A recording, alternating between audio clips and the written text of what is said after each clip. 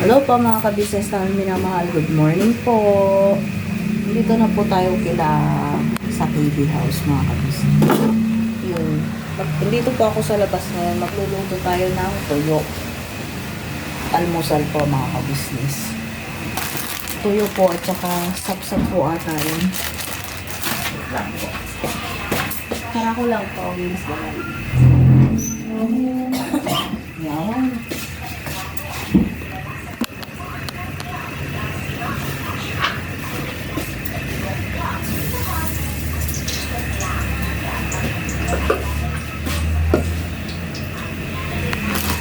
May sapsap po dito. Tsaka tuyo. Ito po yung tuyo.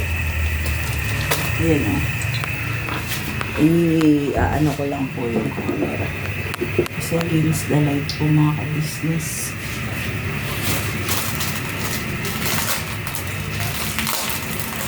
So mga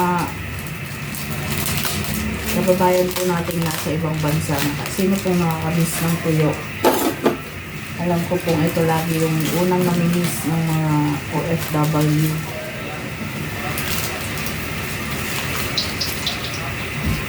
Ano po, ang lulutuin ko pong almusal ngayon ay tuyo, sapsap at saka fried egg.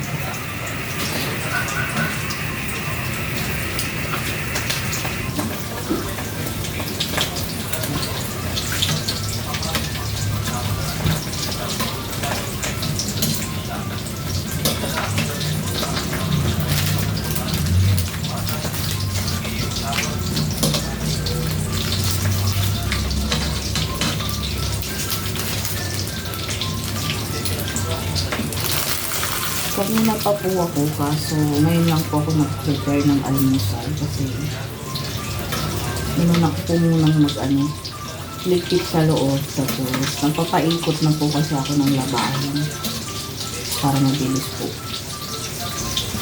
Kasi ilang araw po akong hindi nakapaglaba ulit, gawa na may mga ginawa po at pinuntahan. Kaya mga ka-business, babalikan ko po kayo mamaya-maya after po ng para mapakita ko po itong niluluto ko. Saka abangan nyo po kung ano po gagawin natin maghapon dito sa KB House. Thank you po. Ang bako po mga ka-business. Kaso lang po mga ka-business, pag ganito po yung ulam, nakakatakam po talaga magkahanin. Pero syempre, konti-konti lang.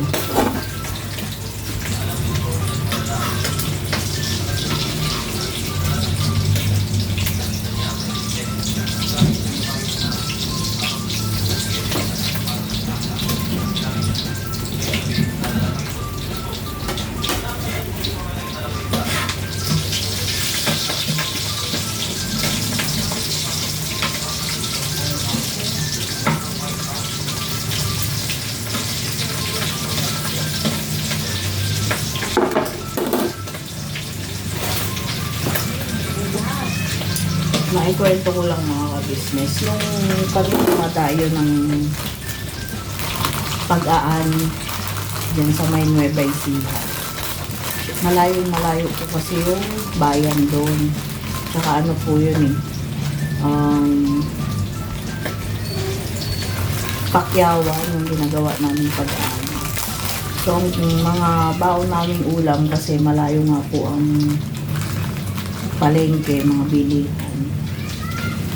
ini-stock po namin tuyo, yung buro pong isda, tsaka ginisang alamang. Laging yun po ang tatlong ano namin, yung stock namin na ulam. Kasi po, meron man pong tindahan doon malapit. Siyempre, yung mga ano lang, ganit, tuyo lang din, mga ulam na gano'n. Wala pa kasing kuryente doon sa dinadayuhan namin dati mga kabisnes. Kaya wala pang mga ref. Ay! Ayan po si Kuya Bay. Wala ako papasok si mga vlogger. Tago mo lang po. May vlogger. Ayan po si Kuya Bay. Nagtago daw po't nahihiya daw siya. Ay! Ayan po si Kenneth. Yan may magkasya eh. Kaya tibera eh. Ayan. Palagay. Sa loob na lang, Ben. Thank you. Tapos yan mo ba? Di pa po. Nakasal lang po. Labaw, business. Si Kuya Bay po. Nakisuot po ako kay Kenneth. Nakisuot po akong bumili siya ng itlog sa palengke. Mura po kasi sa palengke. Minsan lang nakikisuyo pero madalas na mga business. Minsan sa madalas. Huwag ganun. Pero 90. Diba? Thank you very much. Mabait na bata mga kabisi sa solid chocolate. Siyempre naman. Joke lang po. Thank you, Net.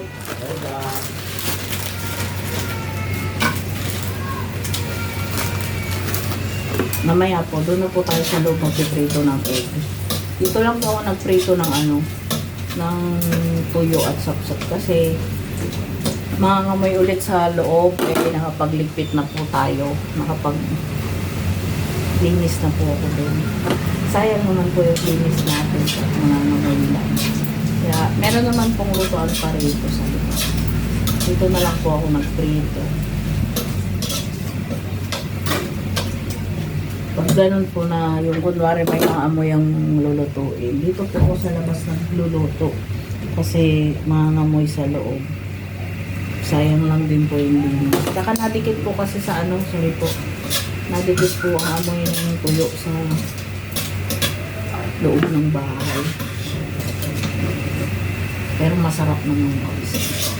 Balik po tayo doon sa kwento ko mga kabisnes.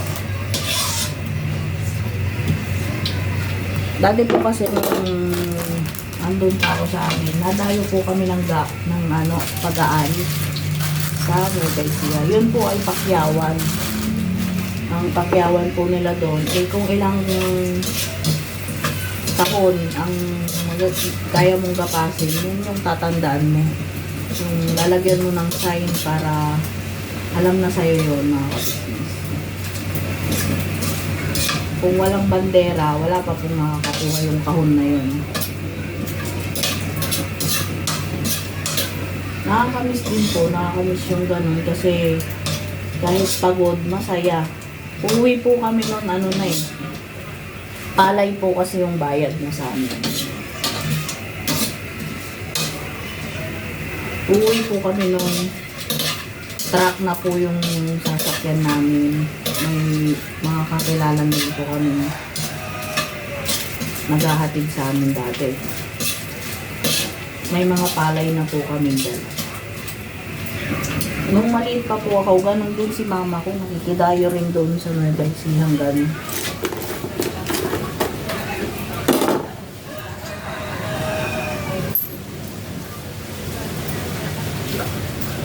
nakakamiss lang din po kasi pag mga tropa o kaya mga pinsan mo yung mga kasama mo, kahit pagod, banding na rin po ninyo yung ganun. Masaya po mga business.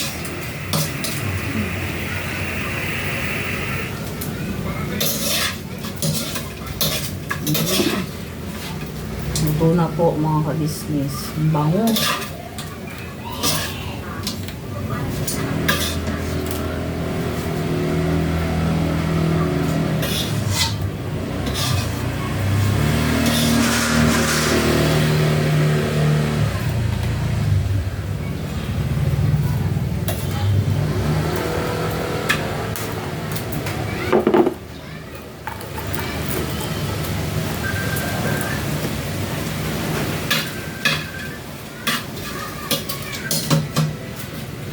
My high.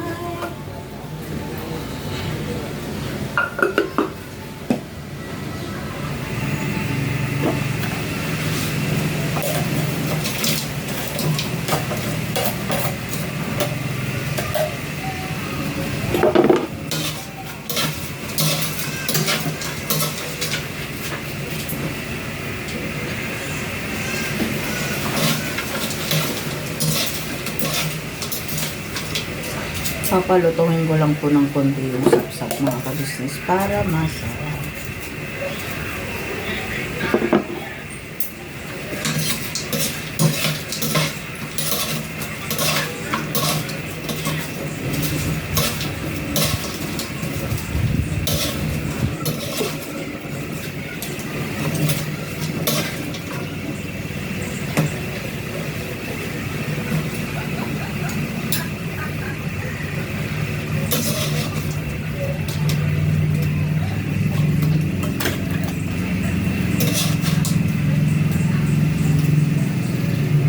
Ang namimiss ko na pong mga ulam mga kabisnes sa amin ay yung purong isda po. Paborito ko po yun kahit anong gulay sausaw na din. Kaya mga kabisnes, nakain po ba kayo nun? Pag may time po ako, ipapakita ko po sa inyo kung paano gumawa ng ganun. Nagawa po kami ng ganun sa probinsya. Dito po kasi hindi ako nakakagawa. Kasi maano rin po yun. Kailangan may oras talaga. Kasi paglilinis pa lang po ng isda, no, matagal-tagal na. Meron pang maligot po yung ilalagay ng isda. So yun mga ka-business. Ito na po siya. Yung pasok po tayo sa loob at magpiprito naman po ako ng itlog.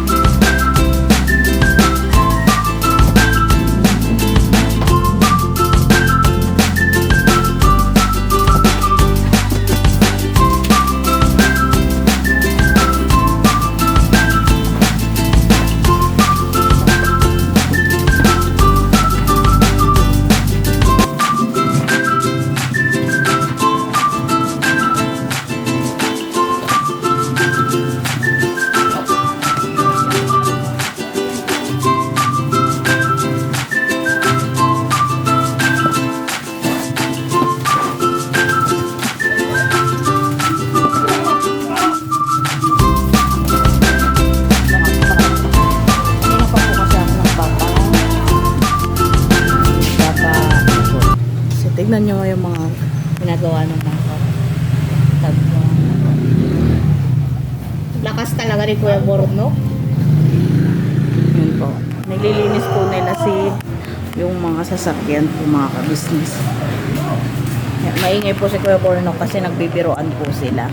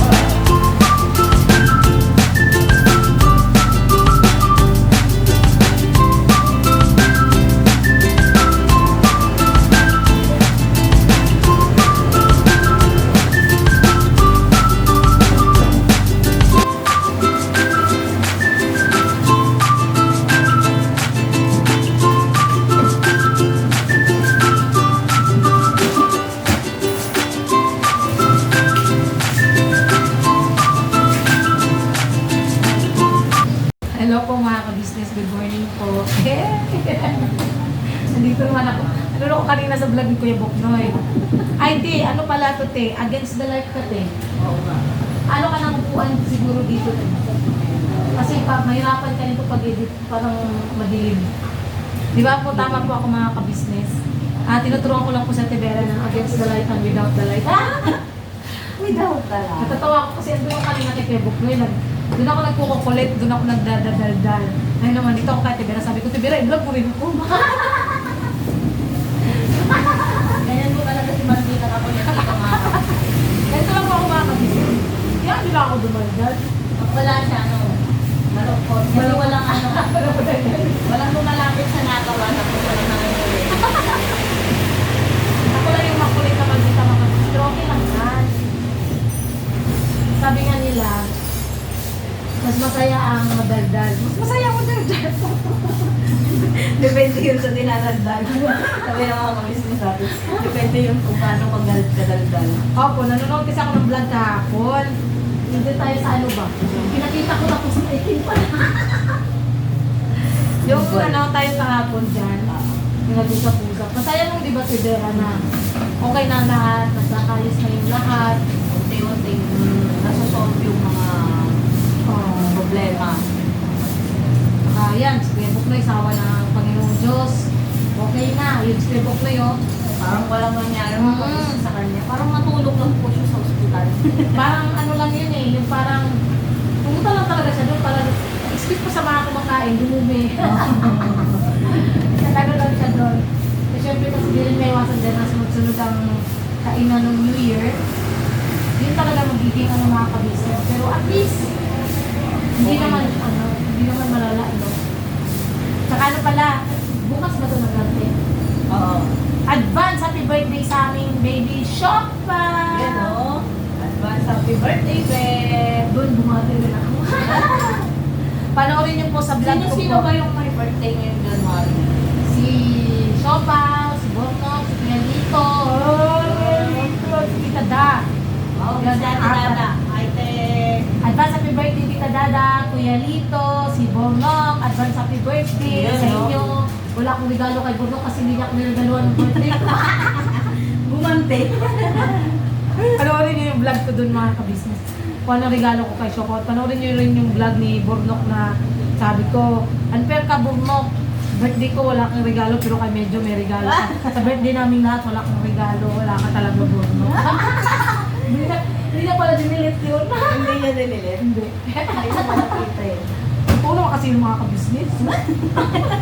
Oo, basta Ano, na talaga. Hindi, totoo lang. Doon natin sa Ano po totoo. kasi to, simpleng selosa mga kabisya. Silosa ako mga ka-business pero nasa lugar. Tsaka nagsasabi ako ng totoo. Si Kenneth pa lang nabigyan niya ng regalo. So, alam na ninyo mga kabisnes kung anong katayuan, ay katauhan ni Berborno. Wala. Wala na Sa po akong lalaki ano. kung may gusto. Char! Dismiss! Joke lang po yan mga Ayan o, ka-business. is tayo. Kaya wala kang regalo sa akin, Bruno. Gumalte. Hindi, joke lang po yan mga ka-business. Doon naman yun. Hindi nawawala sa amin yung ano, mga ka-business. Yung pag meron talaga, is nabibigay po talaga kami. Tsaka hindi naman tumawawalan mga kabisnes. Hindi ako nawawalan. Madabawasan lang. Dapat ang daming naiingay sa tawa ko. Sabi nga nila, parang mo raw sinasadya. Hindi Hindi, ba? ganito po talaga tawa niya. Lalo pagkano po. Pag kami lang mga Mas ka-business. madalas pa nga po dito sa Oo. bahay yun. Kahit walang camera mga ka-business, ganun ako. Tawanan lang kami pag nagsisimisan. Kahit sabihin po natin huwag maingay. Pag tumawa po to, naku, wala po mga kabisnes. At saka ano, shoutout sa ating basher si Ana Santos. Kubisado mo talaga. Oh, at saka si Lolita Romano. Hello po. Shoutout po sa inyo. We love you po. Namimiss ko sila. Hindi sila nag-comment kapon sa vlog namin. Hindi ko nabasa ang comment. Oo. Ganun pala yung mga ka-business. Nakaka-ano din pala. Yung bang namimiss. Oo, namimiss mo din pala yung bash nila. Tsaka bawat upload mo, hinahanap mo yung comment nila. Wala ko nakita kahapon. Parang sila na lang yung hinahanap Oo. mo. Yun na yung inaabangan ko bawat araw yung bash nila sa akin. Eh. Pero totoo rin yun mga ka-business na yung bashers is lagdag talaga siya sa views. Hindi talaga siya na ano, kasi dalawa silang bashers. Kasi kung hindi manonood yung basher, wala silang masasabi. Ibig sabihin, pag may nasasabi sila, nanonood sila. Kaya nga sabi ko sa sabi ko, itataka ako sa iyo, ma'am. Kasi, bash ka ng bash. Sabi mo, naiirita ka sa boses ko, naiirita ka sa akin, nabubisit ka sa akin. Samantalang, pinapanood mo pa rin ako. Love ka na. Diba? Love ka na. Love you, Ma'am Ana Santos. Mua, chup, chup.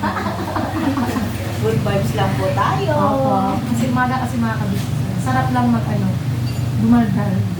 Lalo na ngayon, may boses ako. Mamayang gabi, wala na naman ang boses. Ewan ko, ba't ganun, Oo, lagi kang mawawala. Lagi ako napapaos pagkagabi. Sumisigaw pa ako sa gabi. Concert ka kasi gumagamit ka ng mic. Gano'n. Sa ano? Oo. Sabi ko sa inyo mga business eh. Kakaiba energy na ito tuwing umaga eh. Yes. Kasi sa gabi, nagko-concert ako. Ang daldal niyo. Hindi pang pahaba yan ang vlog. Mga kabisnes. Ano po mga ka-business? Patayin ko po muna kasi si church ko lang po. Nalulubat na po. Balik po ako mga ka-business. Bye, Diju! Bye, mga Love ya! kabisnes. Love ya, mga.